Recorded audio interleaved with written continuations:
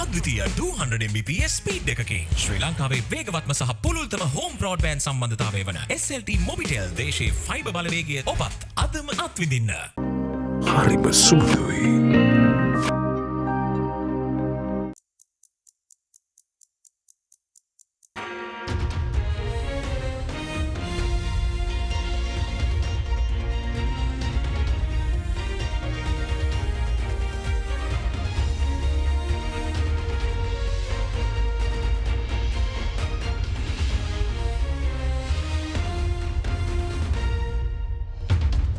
Tonight on First at 9 this Sunday the 16th of July 2023. Debt strategy. US Treasury Secretary Janet Yellen is hopeful of Sri Lanka finalizing the debt treatment plans before the first IMF review. Our hope and expectation are for Ghana and Sri Lanka's debt treatments to be finalized quickly so that the IMF can move forward with their first program reviews. Important. The Finance State Minister explains why the new central bank bill is essential for the country's economic growth. ඉදිරියට මේ පනතෙන් පස්සේ අවශ්‍ය විදිහට රජයට මහ බැංකුවේ මුදල් මුද්‍රණය කර ගැනීමේ අයිතිය නැති වෙනවා. Concerns. SJB MP Dr. Harsha De Silva calls on the government to maintain policy consistency. We have to have not only how we make policy, but once we make policy and implement that policy, how do we safeguard that policy? Alliance Finance මෙතුරු රන්නයි සේවාවෙන් රන් පවුම්කට රුපියල් 1,70,000ක ඉහළ අධිකාරම. ඔබේ විශ්වාසය දිනු සෙන්සුරයින් දැන් ළඟමැති ෆාමසියෙන් ලබාගත හැක. This is AdaDerana First at 9. Live from Studio 24 in Colombo. Good evening and welcome to AdaDerana First at 9. I'm Aditya Dirusingha joining you live with the latest in Sri Lanka and around the world. Now, in your top story tonight, US Treasury Secretary Janet Yellen is hopeful that the debt treatment plans of Sri Lanka will be finalized soon for the IMF to move forward with the first program review, which is expected to be conducted in September this year. Addressing a media briefing in Gandhinagar in India during her visit to attend the G20 finance ministers meeting, the US Treasury Secretary said restoring debt sustainability can help unlock the massive economic potential of developing nations. She further added that debt sustainability can help developing nations regain lost growth while also enabling them to make investments addressing challenges. When countries find themselves in debt distress, it's hard for them to fund or attract important public and private investments. Without these investments, their macroeconomic foundations deteriorate, making the initial debt problem even worse. Further, with debt service absorbing resources, less is available for essential public spending, such as education or healthcare. Restoring debt sustainability can help unlock the massive economic potential of developing nations. It can help them regain lost growth and development and enable them to make investments to address challenges that we're trying to tackle together. When these countries develop and contribute to the global economy, all of us benefit. This week, I will continue to push for full and timely participation of all official bilateral creditors on pending debt restructuring cases. I was pleased by last month's progress on Zambia, which I discussed with my Chinese counterparts last week, and we must go faster. Our hope and expectation are for Ghana and Sri Lanka's debt treatments to be finalized quickly so that the IMF can move forward with their first program reviews by this fall. Now, meanwhile, State Minister of Finance Ranjit Siambalapiti has said the new Bank's Special Provisions Act and the Central Bank of Sri Lanka bill will contribute to the economic stability that the country is hoping for and limit the money printing of the government, making the central bank fully independent. Addressing a media briefing, the minister said the new acts are also intact with the IMF recommendation, and despite the disagreements, they are crucial for the future of the country. විශේෂ විදි විධාන පනත පාර්ලිමේන්තුවට ගෙන ඒමට සූදානම් වෙනවා. මේ පනත් තුලින් මොකද්ද ආර්ථිකයට සිදුවෙන බලපෑම? අපි නිතර කතා කරනවා ආර්ථික ස්ථායීකරණය පිළිබඳ. රටේ ආර්ථික ස්ථායීකරණයට ඉතාම වැදගත් වූ පනත් දෙකක් තමයි මේ මහා බැංකු පනත සහ බැංකු විශේෂ විධාන පනත. අපි නිතරම කතා කරා මහා බැංකුව ස්වාධීන වෙන්න ඕන කියලා. ඒක තමයි මෙතන ගැබ් වෙලා තියෙන ප්‍රධානම කාරණාව. මහා බැංකුව සුවිශේෂී ස්වාධීන ආයතනයක් බවට පත් වෙනවා. මහා බැංකුවේ මූල්‍ය මණ්ඩලයේ මුදල් අමාත්‍යාංශ ලේකම්වරයා හෝ ඉන්පස්සේ සහභාගී වෙන්නේ නැහැ. තම සුවිශේෂී පිරිසක් පමණයි ඊතර සහභාගී ස්වාධීන පිරිසක්. අනිත් පැත්තෙන් රටේ ජනතාවට වගකීම තවත් මහ බැංකුවට වැඩි වෙනවා. මහ බැංකුව අධිපතිවරයා අවශ්‍ය විටක පාර්ලිමේන්තුවට කැඳවීමේ අයිතියක් පාර්ලිමේන්තුවට ලැබෙනවා. ජනතා නියෝජිතින්ගේ අධිකාරිය වැඩි වෙනවා. උද්දමනය පිළිබඳ මහ බැංකුවට වගකීමක් පැවරෙනවා මුදල් අමාත්‍යාංශ සමග ගිවිසුමකට එන්න. ඒ ගිවිසුම පිළිබඳ නිති සමාලෝචනයක් කරන්න. වර්ෂ 3කට ඒ ගිවිසුම එන්නේ. ඒ ගිවිසුමේ ප්‍රමාණයන් උද්දමනය පවත්වා ගන්න බැරි වුණොත් ඒ පිළිබඳ පාර්ලිමේන්තුවට වාර්තා කරන්න සිද්ධ වෙනවා. මහ බැංකුවට ඇයි එහෙම වුනේ කියලා වගකීමක් පැවරෙනවා. අපි පසුගියදා මුහුණ දුන්න ලොකුම ගැටලුව වුණේ රජයට අවශ්‍ය පරිදි මහ බැංකුව මුදල් මුද්‍රණය කිරීම. ඒ තුලින් විශාල උද්දමනයක් රටේ ඇති වුණා. මින් ඉදිරියට මේ පනතෙන් පස්සේ එහෙම අවශ්‍ය විදිහට රජයට මහ බැංකුවේ මුදල් මුද්‍රණය කරගැනීමේ අයිතිය නැති වෙනවා. රජයට විශේෂ අවශ්‍යතාවයක් වසංගතයක් වෙන්න පුළුවන් ආරක්ෂක ප්‍රශ්න එවැනි අවස්ථාවක පමණමයි ඒත් විශේෂ සීමාවන් ඇතිව තමයි රජයට මහ බැංකුවේ මුදල් මුද්‍රණය කරගන්න ලැබෙන්නේ. මේ පනත් IMF ණය මුදලත් එක්ක සම්බන්ධයක් තියෙනවද? IMF එකඟතාවයත් එක්ක මේ පනත් සම්බන්ධයි. හැබැයි ප්‍රශ්නේ තියෙන්නේ මේක කිසි කෙනෙක් අපිට කිව්වත් නොකිව්වත් එකකුඩක් නැතත් මේ රටේ ඉදිරි ගමනට මේවා ඉතා අත්‍යවශ්‍යයි. Now on the topic of economics, parliamentarian of the Samaga Jana Balawege, Dr. Harsha De Silva says an entrepreneurship-led model which integrates with the world is essential for the economic growth of Sri Lanka. Addressing a seminar pertaining to the change of public policy, the SJB parliamentarian said it is important to maintain consistency of the policies formulated by any government in power.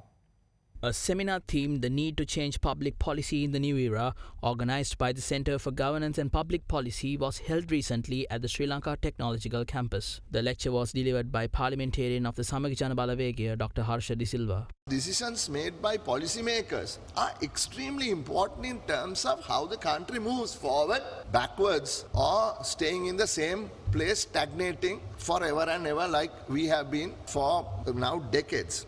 Consistency of policy matters. We say one government comes, one policy. The next government comes, another policy. Not only that, when ministers change, also policies change in ministries. So where is the consistency? So therefore, we have to have not only how we make policy, but once we make policy and implement that policy, how do we safeguard that policy? What we now really need to think about is growth. The world is changing.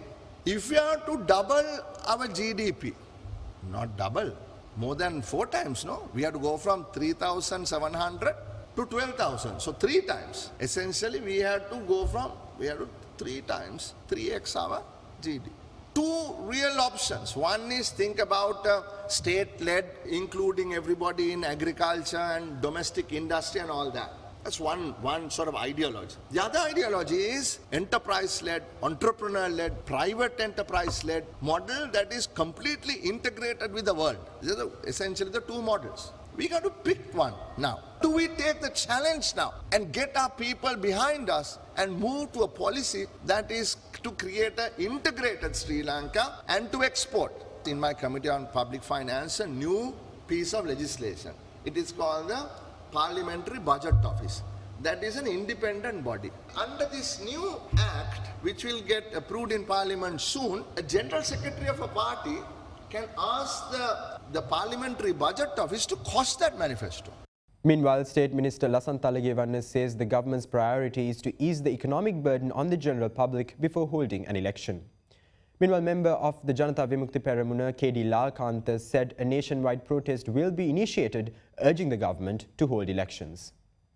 අපේ ශක්තිය බිඳ දාන්න ගෙවල් දොරවල් ගිනි තිබ්බට මිනිස්සු මැරුවට අපිට ගැහුවට අපි වැටෙන මිනිස්සු නෙමෙයි මත් තර්ජන කරන මිනිහෙක් නෙමෙයි හැබැයි මින් ඉදිරියට අපේ පාක්ෂිකයකට හිලියරක් කරොත් එව්වට වන්දි ගෙවන්න වෙයි කියන එක විතරක් පණිවිඩයක් හැටියට ලබා දෙන්න මම කටයුතු කරනවා මම තරම් රනිල් වික්‍රමසිංහ විවේචනය කරපු කෙනෙක් නෑ හැබැයි රට ගැන හිතලා 69 ලක්ෂයක් මිනිස්සු අපෙන් බලාපොරොත්තු වෙච්ච දේ ඉටු කරන්න උවමනා නිසා තමයි රනිල් වික්‍රමසිංහ මහත්තයාට අපි සහයෝගය ලබා දෙන්න කටයුතු කරේ අවුරුද්දකට පස්සේ ආපසු හැරිලා බලුවොත් මම අද සන්තෝෂ වෙනවා එතුමාට සහයෝගය ලබා දීම ගැන අපි පාරට එන්න වෙනවාමයි මැතිවරණයක් ගන්න අපි ජාතික වශයෙන් දින ප්‍රකාශයට පත් කරනවා ඒක ගෝල් පේස් අරගලේ වගේ නායකත්වයක් නැති අරගලයක් නෙමෙයි දැන් මේ වෙලාවේ මැතිවරණ නෙමෙයි තිබෙන ප්‍රශ්නේ. මේ වෙලාවේ රටේ අපි යහපත් තත්ත්වයකට රට තත් වෙලා කියලා කිව්වට අපි පිළිගත යුතුයි තාම ජනතාවට අමාරුයි. ඒ නිසා අපේ යුතුයකම වගකීම වෙන්නේ ජනතාව මේකෙන් ගොඩ ගැනීම වෙනුවෙන් කටයුතු කිරීම තමයි ඉහළම ප්‍රමුඛතාවය ලබා දී යුත්තේ. ගිය සතියේ පාර්ලිමේන්තුවේ තීරණයක් කරලා තිබ්බා මේ රට බංකලොත් කරපු හේතුව හොයා බලන්නටත් ඒකට කමිටුවක් පත් කරන්න. ඒකේ ප්‍රධානියා හැටියට සාගරකාර්ය මහතා පත් කරලා. ඒ නිසා ලබන සතියේ පාර්ලිමේන්තු තියෙනකොට අපි කතානායකතුමාගෙන් ඉල්ලීමක් කරනවා ඒක වෙනස් කරන්න කියලා.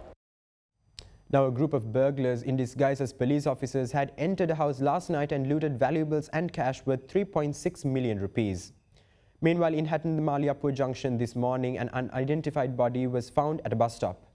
With that, here are some other developments around the country in brief. In Angruwattota Haltota, a group under the guise of police officers robbed the house of a businessman in the area last night and fled the scene. It was reported that the group had assaulted the businessman and his family when the family requested the police ID from them. Investigations revealed that the value of the looted cash and jewellery was approximately 3.6 million rupees. Meanwhile, an unidentified body of a man has been discovered at a bus stop in the Hatton-Maliapur junction this morning. The body was found following a complaint from a passenger about a person lying on the ground with injuries at the bus stop. Further investigations pertaining to the death are being carried out by the Hatton police station. The United Kingdom signed an agreement today to join the Comprehensive and Progressive Agreement for the Trans-Pacific Partnership. Stay with us for more news after this short commercial break.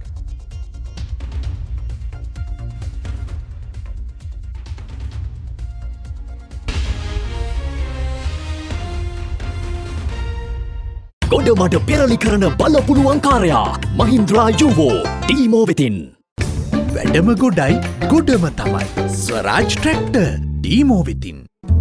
අපේ ගෙදරත් ආපිකෝ mattress තමයි. මාදිලි රසකින් යුත් මෙට්ටලුවේ ප්‍රමුඛයා.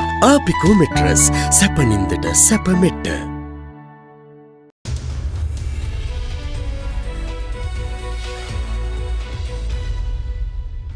Welcome back. Now in your business news, Australia and Sri Lanka held discussions on strengthening trade and investment ties at the 4th round of the Foreign Office bilateral consultations, 2nd Strategic Maritime Dialogue and the 3rd Joint Trade and Investment Committee meeting.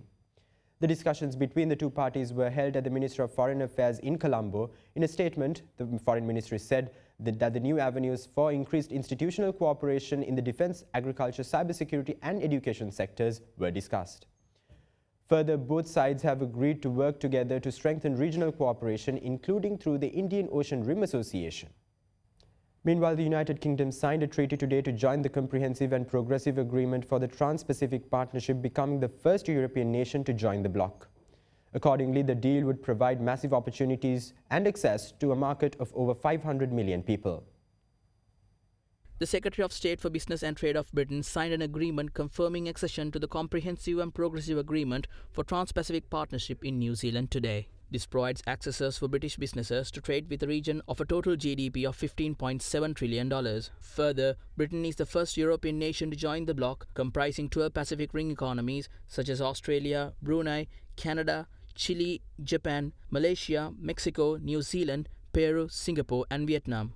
Meanwhile, the UK government further said that more than 99% of the current UK goods that are exported to Pacific Rim economies will be eligible for zero tariffs and less restrictions on goods. However, the impact of the deal on Britain's growth prospect is yet to be ascertained. Based on the evaluations of the UK government, the agreement will increase the long-term domestic GDP by 0.08%, which will have a slight impact to stabilise the trade losses gained from Brexit. Further, the Secretary of State for Businesses and Trade of Britain emphasised that the deal would boost British businesses and a new opening for huge opportunities and unprecedented access to a market of over 500 million people. However, critics say the impact will be limited, with official estimates suggesting that it will add just £1.8 billion a year to the economy after 10 years, representing less than 1% of UK GDP. Now more on international business news. Foreign media reported Twitter's cash flow remains negative because of a nearly 50% drop in advertising revenue and a heavy debt burden. In a Twitter message replying to suggestions on recapitalization, Twitter CEO Elon Musk said Twitter needs to reach positive cash flow before having the luxury of anything else. Twitter went through an aggressive cost-cutting campaign last year. However, foreign media reported that it may have not seen sufficient to get Twitter to cash flow positive and suggests Twitter ad revenue may have not recovered as fast as predicted. However, it is unclear what time frame Musk was referring to by the 50% drop in ad revenue. After reducing the staff last year, Elon Musk announced that the company reduced its non-debt expenditures to $1.5 billion from a projected $4.5 billion in 2023. Twitter also faces annual interest rate payments of about $1.5 billion for the acquired loans. He said Twitter was on track to post $3 billion in revenue in 2023, down from $5.1 billion in 2021. Twitter has been criticized over lax content moderation, followed by an exodus of many advertisers who did not want their ads appearing next to inappropriate content. Musk's hiring of Linda Yaccarino, former ad chief at Comcast's NBC Universal as CEO, signaled that ad sales are a priority for Twitter, even as it works to increase subscription revenue. Yaccarino started working at Twitter in early June and has told investors Twitter plans to focus on video, creator and commerce partnerships and is in early talks with political and entertainment figures, payment services and news and media publishers. On Thursday, Elon Musk said that select content creators will be eligible to get a part of the ad revenue the company earns in an attempt to draw more content creators to the site.